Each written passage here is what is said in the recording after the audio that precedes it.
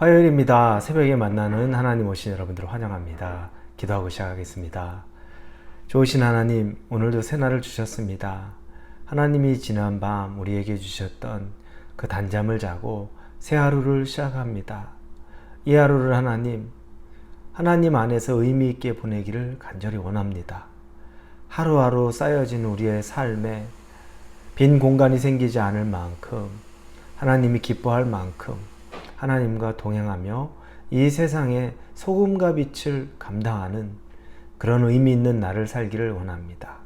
하나님, 우리의 의지로 할 수 없는 부분이 너무 많고 내 생각으로 옳고 그름을 분별할 수 없기에 하나님 말씀 기대하고 의지합니다. 지혜를 주시옵소서. 그리고 하나님 사랑하는 마음 더욱 충만하게 허락해 주옵소서. 예수님의 이름으로 기도합니다. 아멘. 오늘 말씀 보겠습니다. 말씀은 로마서 14장입니다. 로마서 14장 13절에서 23절까지의 말씀입니다. 우리 찾으셨으면 로마서 14장 13절부터 같이 읽겠습니다. 그런즉 우리가 다시는 서로 비판하지 말고 도리어 부딪힐 것이나 거칠 것을 형제 앞에 두지 아니하도록 주의하라. 내가 주 예수 안에서 알고 확신하노니 무엇이든지 스스로 속된 것이 없으되 다만 속되게 여기는 그 사람에게는 속되니라. 만일 음식으로 말미암아 내 형제가 근심하게 되면 이는 내가 사랑으로 행하지 아니함이라. 그리스도께서 대신하여 죽으신 형제를 내 음식으로 망하게 하지 말라. 그러므로 너희의 선한 것이 비방을 받지 않게 하라. 하나님의 나라는 먹는 것과 마시는 것이 아니요 오직 성령 안에 있는 의와 평강과 희락이라. 이로써 그리스도를 섬기는 자는 하나님을 기쁘시게 하며 사람에게도 칭찬을 받느니라. 그러므로 우리가 화평의 일과 서로 덕을 세우는 일을 힘쓰나니 음식으로 말미암아 하나님의 사업을 무너지게 하지 말라. 만물이 다 깨끗하되 거리낌으로 먹는 사람에게는 악한 것이라. 고기도 먹지 아니하고 포도주도 마시지 아니하고 무엇이든지 내 형제로 거리끼게 하는 일을 아니함이 아름다우니라. 내게 있는 믿음을 하나님 앞에서 스스로 가지고 있으라. 자기가 옳다 하는 바로 자기를 정죄하지 아니하는 자는 복이 있도다. 의심하고 먹는 자는 정죄되었나니 이는 믿음을 따라하지 아니하였기 때문이라. 믿음을 따라하지 아니한 것은 다 죄니라. 아멘. 어제 우리는 약한 자와 강한 자가 비판하지 않고 또 판단하지 않는 것, 그 내용에 대해서 보았습니다. 오늘도 그와 비슷한 내용이 나옵니다. 오늘은 그것을 음식에 비유해서 이야기합니다. 음식법은 상당히 중요했죠. 구약에서 음식법, 율법의 핵심 중에 하나였습니다. 이 음식법을 지키는 것이 하나님의 말씀을 지키는 겁니다. 그런데 기독교인이 되면서 특히 유대인 기독교인들, 이 음식법이 자꾸 걸립니다. 마음 한켠으로는 예수 그리스도로 말미암아 우리가 율법에 자유하게 되었다고 하는데 그럼에도 이 음식이 자꾸 좀 걸리죠. 그리고 어떤 사람은, 바울과 같은 사람은 이 음식이 전혀 걸리지 않습니다. 정통 유대인임에도 불구하고 자유함을 얻은 거죠. 음식으로부터 자유함을 얻었습니다. 왜냐하면 그건 율법이었고 이제 율법에서 우리가 자유하기 때문에 그렇습니다. 예수의 법이 우리를 자유하게 했다는 거죠. 그런데 여전히 그것 때문에 힘겨워하고 아직 그 산을 넘어가야 될 부분이 있는 사람들도 분명히 많이 존재하고 있었습니다. 그런데 기본적으로 근원적으로 나타나는 것은 음식에 대한 것이 14절에 보면 내가 주 예수 안에서 알고 확신하노니 무엇이든지 스스로 속된 것이 없을 때 다만 속되게 여기는 그 사람에게는 속되니라. 이건 뭐냐면 무엇이든지 그 자체가 부정한 것은 없다는 겁니다. 대신 그것을 부정하게 여기는 사람이 바로 부정한 거라는 겁니다. 뭐냐면 음식에 대해서 이건 부정한 음식이라고 여기는 사람이 이미 그냥 부정하게 생각을 하고 있다는 거죠. 그 음식에 대해서 그 음식 자체는 부정한 것이 아니기 때문에 자유한 사람은 거기에 연연하지 않는, 이 음식의 부정함에 전혀 연연하지 않는 깨끗한 사람이 될 수 있다는 겁니다. 그러니까 음식을 보는 관점의 차이가 있는 것이고 그걸 깨끗한 눈으로 바라보는 사람은 깨끗한 겁니다. 그런데 그걸 부정하게 바라보는 사람은 그걸 부정한 사람이라는 이야기입니다. 자유할 수 있어야 된다는 이야기를 하고 있죠. 제가 예전에도 말씀드렸는데 고등학교 때 석가탄신일에 제 친한 친구랑 둘이 등산하려고 관악산에 간 적이 있어요. 그때 석가탄신일 쉬는 날이잖아요. 그래서 거기를 갔는데 얼마나 사람이 많았는지 몰라요. 저는 거기에 절이 있는 건 모르고 그냥 등산을 생각하고 친구랑 갔는데 관악산에도 절이 조그맣게 있더라고요. 근데 석가탄신일이라고 절에서 비빔밥을 공짜로 나눠줘요. 원래는 1,000원인가 받았다고 하는데 그 당시에 또 공짜로 다 나눠줍니다. 제 친구가 그걸 먹자고 하는데 점심이니까 배고프죠. 근데 그게 그렇게 찝찝하더라고요.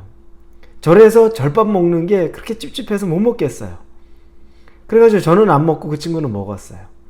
그리고 그 당시에 또 고등학교 때입니다. 우리 교회 목사님이 음식에 대해서 설명해 주는데 성경 공부하는데 피는 구약에 이제 피는 생명이다라는 그 말씀을 하시면서 순대나 선지 이런 거 먹으면 안 된다는 겁니다. 그러니 제가 뭐 그 당시에 어린 학생이었으니까 그 말씀 그대로 받았죠. 그래서 순대를 좋아했는데 순대를 끊었어요. 그리고 원래 선지국은 제가 먹지 않았어요. 뭐 자연스럽게. 근데 나중에 제가 신앙이 이렇게 분별력이 생기고 나서 보니까 그건 율법을 가르친 거예요. 그걸 따르면 난 유대인이 되는 거지 뭐 예수를 믿는 복음의 법은 아니었던 거죠.